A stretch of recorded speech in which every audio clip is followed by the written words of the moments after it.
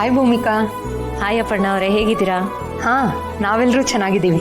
ಭೂಮಿಕಾ, ನಿಮ್ಮ ವಿಷಯದಲ್ಲಿ ನಮಗಂತೂ ತುಂಬಾನೇ ಖುಷಿ ಇದೆ. Thank you so much. Bhoomika, ಇತ್ತೀಚೆಗೆ ನಾವು ಯಾವ ವಿಷಯಕ್ಕೂ ಇಷ್ಟೊಂದು ಖುಷಿ ಪಟ್ಟಿರ್ಲಿಲ್ಲ. ನೀವಿಬ್ರು ಒಂದಾಗಿದ್ದು ನಮ್ಗೆ ಅಷ್ಟೊಂದು ಖುಷಿ ಕೊಟ್ಟಿದೆ. ಇದೊಂಥರ ನಿನ್ ಪಾಲಿಗೆ ಹೊಸ ಸ್ಟಾರ್ಟ್ಅಪ್ ತರ, ಹೊಸ ಆರಂಭ, ಶುಭಾರಂಭ ಅಂತಾರಲ್ಲ ಆ ತರ. ನಿಜ, ಇದು ಹೊಸ ಆರಂಭನೆ. ಮತ್ತೆ ಹೊಸ ಜರ್ನಿ ಹೇಗ್ ಸಾಗ್ತಾ ಇದೆ? ಸಿಗ್ನಲ್ ಎಲ್ಲೂ ಡ್ರಾಪ್ ಆಗ್ತಿಲ್ಲ ತಾನೆ? ಯಾಕೆ ಇಷ್ಟೊಂದು ತಡವರಿಸ್ತಿದ್ಯಾ? ಪ್ರೈವಸಿ ಪ್ರಾಬ್ಲಮಾ? ಅಕ್ಕಪಕ್ಕ ಯಾರಾದ್ರೂ ಇದಾರಾ? ಇದ್ರೆ ಹೇಳು, ಪ್ರೈವೇಟ್ ಆಗಿ ಎಲ್ಲಾದ್ರೂ ಮಾತಾಡೋಣ. ಮಾತಾಡೋದಕ್ಕಂತೂ ತುಂಬಾನೇ ಇದೆ. ಅಪರ್ಣ ಅವರೇ, ಏನಿದು ನೀವು ಆನಂದ್ ಅವ್ರ ತರ ಮಾತಾಡ್ತಿದ್ರಲ್ಲ? ಮುಂಚೆಯಿಂದ ಅವರು ಗೌತಮ್ ಅವ್ರ ಹತ್ರ ಫೋನ್ ಮಾಡಿ ತರಲೆ ಮಾಡ್ತಿದ್ರು, ಈಗ ನೀವು ಶುರು ಹಚ್ಕೊಂಡ್ಬಿಟ್ಟಿದ್ದೀರಾ? ಸಹವಾಸ ದೋಷ ಅಂತ ಅನ್ಸುತ್ತೆ. ಗಂಡ ಹೆಂಡತಿ ಸರಿಯಾಗಿದ್ದೀರಾ. ಒಂಥರ ಹಾಗೆ ಅನ್ಕೋಬಹುದು.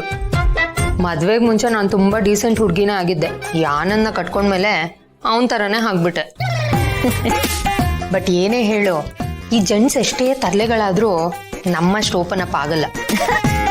ನಿಜ ಹೇಳ್ಬೇಕು ಅಂದ್ರೆ ಹೆಣ್ಮಕ್ಳೆ ಮಹಾನ್ ತರ್ಲೆಗಳು, ಪೋಲಿಗಳು. ಬಟ್ ಏನ್ ಗೊತ್ತಾ, ನಾವು ತೋರ್ಸ್ಕೊಳ್ಳಲ್ಲ ಅಷ್ಟೇ. ಸೋ ಕಾಲ್ಡ್ ಸೊಸೈಟಿ ನಮ್ಮನ್ನ ಈ ರೀತಿ ಎಕ್ಸ್ಪೆಕ್ಟ್ ಮಾಡಲ್ವಲ್ಲ. ಸೊ ನಾವು ಸ್ವಲ್ಪ ಪಾಪದ ಪ್ರಾಣಿಗಳ ತರ ಇರ್ತೀವಿ. ಹುಡುಗಿರೇ ಜಾಸ್ತಿ ಮುಕ್ತವಾಗಿ ಮಾತಾಡೋದು. ಏನೇ ಇದ್ರು ನನ್ನ ಹತ್ರ ಶೇರ್ ಮಾಡ್ಕೋಬಹುದು. ಏನೇ ಇದ್ರು ಹಾ, ಹೇಳ್ಕೊಳ್ಬಾರ್ದಂತ ಏನಿಲ್ಲ. ಬಟ್ ಗೌತಮ್ ಅವರು ಮತ್ತೆ ನಾನು ನಿಮ್ಗಳ ಹಾಗಿಲ್ವಲ್ಲ, ನಾವು ಒಂಥರ ಇಂಟ್ರೋವರ್ಡು. ಎಲ್ಲಾನು ಅಷ್ಟು ಈಸಿಯಾಗಿ ಎಕ್ಸ್ಪ್ರೆಸ್ ಮಾಡಲ್ಲ. ಅದು ಅಲ್ಲದೆ ನಾವಿಬ್ರು ಇಷ್ಟು ವರ್ಷ ದೂರ ಇದ್ವಿ. ಸೊ ಹಾಗಾಗಿ ನಮ್ಮಿಬ್ರು ಮಧ್ಯದಲ್ಲಿ ಏನೋ ಒಂಥರ ಮುಜುಗರ, ಒಂದು ಹಿಂಜರಿಕೆ ಇದೆ. ಮಕ್ಕಳು ಬೇರೆ ಇರ್ತಾರಾ. ಸೊ ದಿನನಿತ್ಯ ಅದು ಮಾತುಗಳು ಬಿಟ್ರೆ, ಇದು ಟಾಟಾ ಬಾಯ್, ಗುಡ್ ಮಾರ್ನಿಂಗ್, ಗುಡ್ ನೈಟ್, ಊಟ ಆಯ್ತಾ, ತಿಂಡಿ ಆಯ್ತಾ, ಅದು ಬಿಟ್ರೆ ಇದರ ಆಚೆ ಇನ್ನೇನು ಇರೋದೇ ಇಲ್ಲ. ಒಂದು ಪ್ರೈವಸಿ ಅಂತಿಲ್ಲ. ಮಾತಾಡ್ಬೇಕು ಅಂತಿದೆ, ಬಟ್ ಯಾವುದಕ್ಕೂ ಆಸ್ಪದೆ ಸಿಗ್ತಿಲ್ಲ. Yeah, that's what it is. Bhumika, don't worry. ಅದಕ್ಕೆ ನನ್ನ ಹತ್ರ ಒಂದು ಉಪಾಯ ಇದೆ, ಹೇಳ್ತೀನಿ, ಕೇಳಿಸ್ಕೊ. ಉಪಾಯನಾ?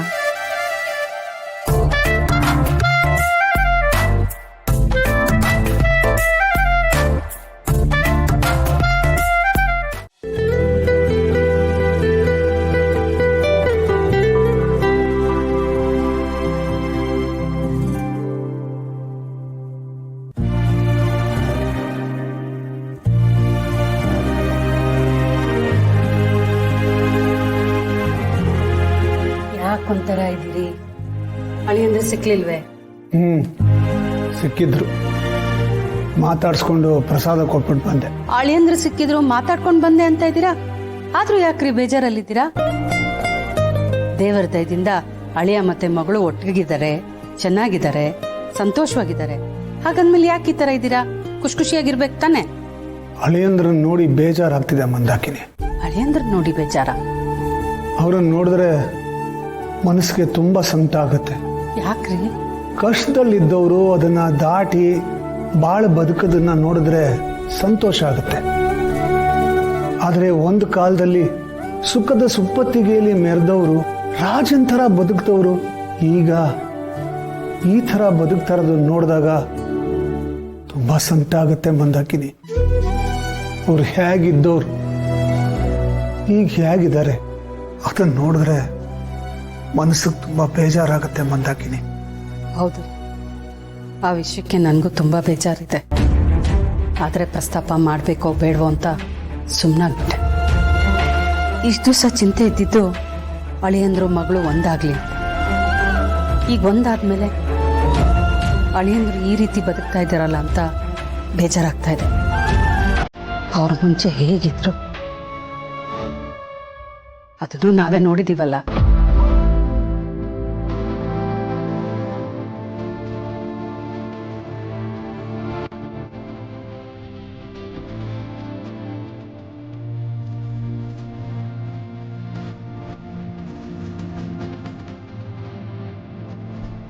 ಅವರು ಚಿನ್ನದ ಸ್ಪೂನ್ನ ಬಾಯಲ್ಲಿ ಇಟ್ಕೊಂಡು ಹುಟ್ಟಿದವರು, ಅರಮನೆ ಅಂತ ಮನೇಲಿ ಬದುಕಿದವರು, ಅಂಥ ವೈಭವನ ನೋಡಿದವರು ಇವತ್ತು ಕ್ಯಾಬ್ನ ಓಡಿಸ್ಕೊಂಡು ಪೈಸೆಗೆ ಕಷ್ಟಪಡ್ತಾ ಇರೋದು ನೋಡಿದ್ರೆ ಮನಸ್ಸಿಗೆ ತುಂಬ ವ್ಯಥೆ ಆಗುತ್ತೆ ಮಂದಾಕಿನಿ.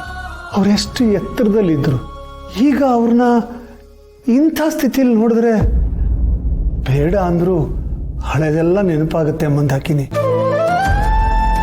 ಇದನ್ನೆಲ್ಲ ನೋಡ್ತಾ ಇದ್ರೆ ಎಷ್ಟು ವಿಚಿತ್ರ ಅನ್ಸುತ್ತೆ. ಆ ದೇವರ ಆಟ ಹೇಗಿದೆ ಅಂತ ಗೊತ್ತೇ ಆಗಲ್ಲ ನೋಡು. ನಾವಿದನ್ನೆಲ್ಲ ನೋಡ್ಕೊಂಡು ಸುಮ್ಮನೆ ಇರೋಕ್ಕಾಗೋದಿಲ್ಲ ಮಂದಾಕಿನಿ. ಅವ್ರ ಪರಿಸ್ಥಿತಿ ಸುಧಾರಿಸೋದಿಕ್ಕೆ ನಾವೇನಾದರೂ ಸಹಾಯ ಮಾಡಲೇಬೇಕು.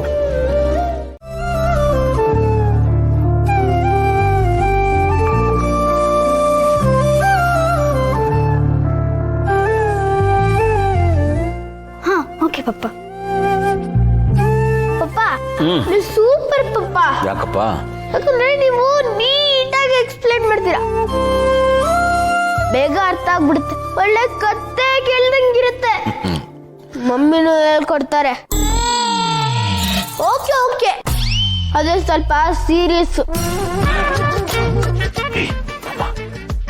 ಏನಿಲ್ಲ ಮಮ್ಮಿ, ನೀವು ಚೆನ್ನಾಗಿ ಹೇಳ್ಕೊಡ್ತೀರಾ ಅಂತ ಹೇಳ್ದೆ ಅಷ್ಟೇ. ನೀನ್ ಇದೆಯಲ್ಲ ಅಪ್ಪು, ನೀನು ಇಂಪಾಸಿಬಲ್ ಕಣೋ. ನೀನು ಎಷ್ಟು ಚೆನ್ನಾಗಿ ಪ್ಲೇಟ್ ಚೇಂಜ್ ಮಾಡ್ತೀಯಾ? ಎಲ್ಲಿಂದ ಕಲ್ತೆ? ಇನ್ನೆಲ್ಲಿಂದ? ಚಿಕ್ಕಿಯಿಂದ. ಸರಿ ಹೋಯ್ತು, ಇಬ್ರು ಕರೆಕ್ಟ್ ಆಗಿದ್ದೀರಾ. ಬರ್ಲಿ ಅವಳು, ಫಸ್ಟ್ ಅವಳನ್ನ ವಿಚಾರಿಸ್ತೀನಿ. ಮಕ್ಕಳಿಗೆ ಏನು ಹೇಳ್ಕೊಡ್ಬೇಕು, ಏನು ಹೇಳ್ಕೊಡ್ಬಾರ್ದು ಅದು ಗೊತ್ತಿಲ್ಲ ಅವಳಿಗೆ. ಅಪ್ಪ ಈಗ ಚಿಕ್ಕಿ ಕ್ಲಾಸ್ ತಗೋತಾರೆ. ಮತ್ತೆ ಗೊಣಗ್ತಿದ್ಯಾ? ಏನಿಲ್ಲ ಮಮ್ಮಿ, 2 3 6 2 4 8 5 10 2 6 12